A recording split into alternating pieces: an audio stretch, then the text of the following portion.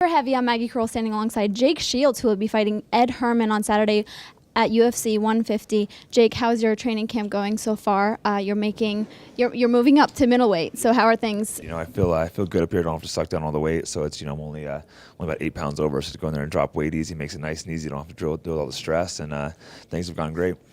Now, how do you look at your opponent, Ed Herman? What things and what weaknesses do you see in him? He's a good, well-rounded opponent. He's really tough. He's got a lot of heart. He's pretty good everywhere. He's a pretty good wrestler, pretty good stand-up guy, and good jiu-jitsu. So it's not a lot of weaknesses. But then he's one of those guys not amazing anywhere either. So I think he's just no huge weaknesses I see.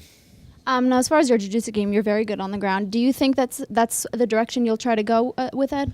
Yeah, I would like to bring it to the ground. I think that I think jiu-jitsu is his strongest game as well, so it makes it a little bit interesting. But I would love to ideally get it to the ground and try to tap him out.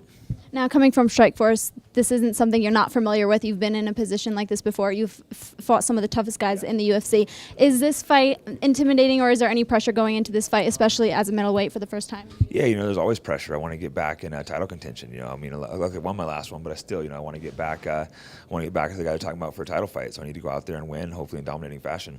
Do you think if you win on Saturday in a dominating fashion, I know there's some rumors talking about Anderson Silva, is that a fight that you would like to see? Where do you see yourself in this division right now? I would love to fight Anderson Silva, but as far as where I stand, I really don't know. The weight's it's so up for grabs right now. It's really hard to say who deserves a shot. So I'm just worried about fighting Ed Herman and getting through that, and then I'll reevaluate and start seeing how I feel.